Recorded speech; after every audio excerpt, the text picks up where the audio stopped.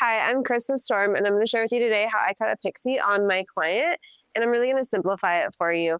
I essentially section everything from parietal ridge up, and then work within the 4 quadrants. The bottom half we want really close to the nape and kind of hugging her head, and in the top half we're going to keep a little bit of length and build a little bit of texture. I parted the top half of her hair into the 4 quadrants from front to back, left to right, and each side of her part line.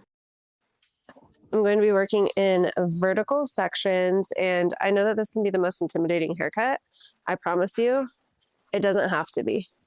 I'm going to take this vertical section and just cut.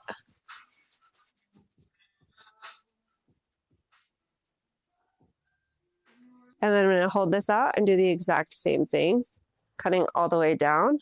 You can see as soon as I start to comb that down, it's going to lay really soft on her nape. And I'm just going to continue to do this all the way around the back, not over directing at all, holding everything out at a 90-degree angle, a small piece from the previous section as my guide. I'm going to continue to work in 2-inch sections as I work my way down this long vertical section, making sure that I'm not cutting too much past my second knuckle so I don't cut myself. This much hair can feel a little overwhelming, so really make sure you're using the fine end of the comb, creating tension between your index and middle finger, and only cutting what you feel comfortable with, and then working really hard to pick up that exact same section, not grabbing hair from the right or left, keeping it really, really nice and clean, and continuing to work your way down. Once I'm done with that section, I'll comb those two together and then work my way to the right. If you lose your guide easily, I'm going to make sure that I spray it, because this is what holds the hair together. Comb down and then comb the section that you're not working on out of the way.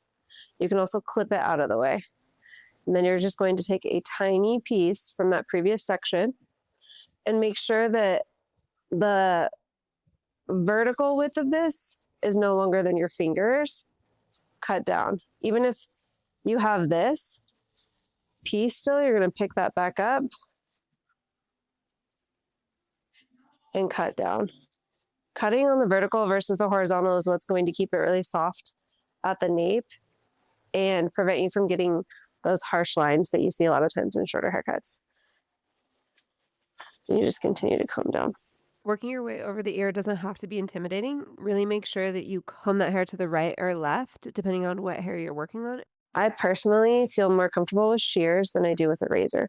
So I'm always going to do the bulk of my work with shears, and I'll do details with the razor. But it's going to be whatever you are most trained in and most comfortable with. This haircut really is simple, especially the bottom half. It's just pulling everything out at a 90-degree angle, so don't overcomplicate it. If you are also afraid of getting harsh lines, you can always point cut into it. And then I cut as I go. This haircut does not have to be as scary as it seems. You just want to make sure that you're really clean with your sections. I'm always using the fine end of my comb, not the wide end, to make sure that I keep everything really nice and tight. I know that cutting around the ear can be a little bit stressful. I really just make sure that my fingers are in front of their ear and I'm keeping my sections really clean. Always re-wet this hair if it starts to get puffy or you feel like you're losing control of anything.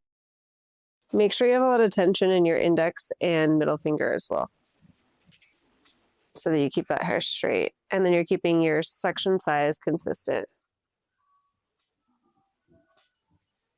If you hold it straight out from their head, as I put her ear down, the hairline curves, so it's going to create a lot of softness and feathering naturally. You don't necessarily need a razor.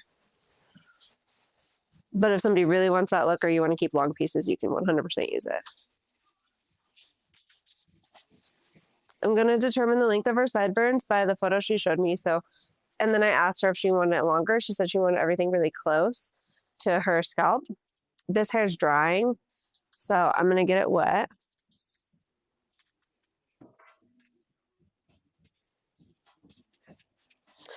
And again, just sideburns are part of our hairline, so it's naturally going to get longer on the side. I'll show you right now. when I cut it. Do you see how long and soft that is? So I'm just holding it all out at the exact same length. Our hairline does a lot of the work for us, and I think people really overcomplicate cutting. Always using that fine end of my comb. And then when I get to the front here, with this, same thing. I'm not trying to make it any longer. I'm still just holding that straight out. I'm going to cut that. And this is the length. And I'll do my detail work afterwards. Do you want it to come, do you want to feel it over your ear? Or you want me to cut it clean? Okay. So if they don't want to feel it over their ear, I'm going to comb this forward and just cut. And then same thing right here. Just make sure you push their ear down so you don't cut it. And keep your blade flat against their head like this. Don't ever try to do that or this. You can definitely cut them that way. But if you keep it flat, you know that you're not going to hurt them. If she wants me to cut this shorter with a razor, I will do that afterwards, but I'm going to do the exact same thing on the other side. Now I'm going to take this top section and split it in half, clip the top half up. I'm going to hold this hair out at a 90-degree angle and use the bottom piece as my guide. I'm going to hold it straight out, and this is going to build a little bit of weight in the crown. And when I drop it, it's still going to softly come down. I'm doing this so that I can get a little bit of length in the crown, and then I'm going to come in with my razor and soften everything.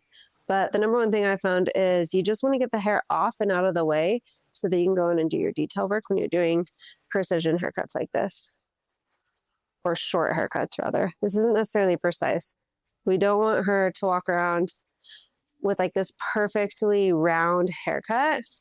So don't stress too much about everything being crazy blended. She wants texture. I just dropped the top section. Now I'm going to come in and find my guide on the top, how long she wants it to be. We already cut the other side, so it's right there. I'm going to come in at a 45 with my razor and start to cut all that off. Doing the same thing in all three of these sections. Don't overthink it or stress out. We're keeping that length down here.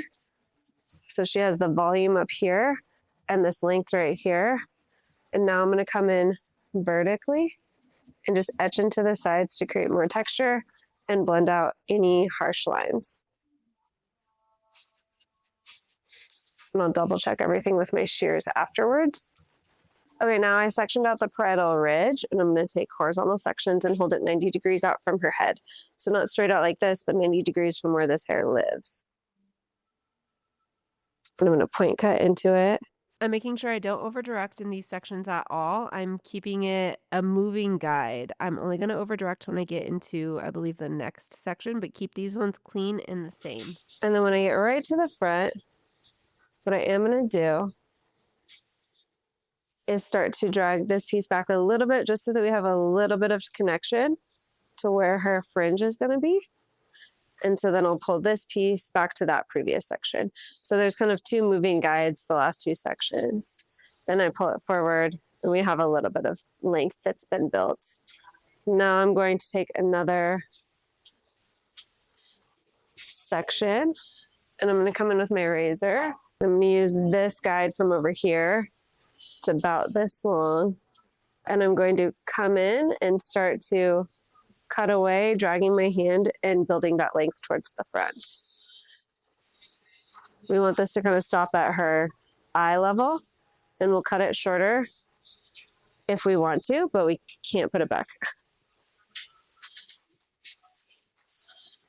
This is the side where she has a little less hair too, and she has more hair on the other side of her part.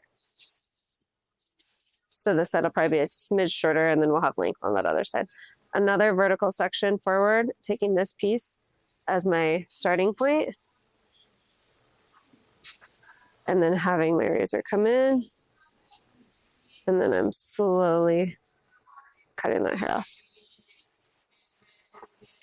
I'll do it one more time right here. What this does is create a lot of texture and volume in the crown, and then gives her that length in the front. No. I can come in here and play with it and then have her push it forward and see if we want to do anything any shorter. I'm gonna throw in. You like this thing? Yeah. Okay, so nothing any shorter? Okay. Let's get into her bleach out. I'm using Redken's Blonde IQ with 20 volume. Of course, protecting your hair first with K18. I use it before any lightening service that I do inside of the salon. Brushing that product through with the bleach brush, you want to make sure that you let this sit for 4 minutes before you apply any lightener to the hair. Once that's done, I start lightening her ends first, and then I'll go back through later and hit the roots.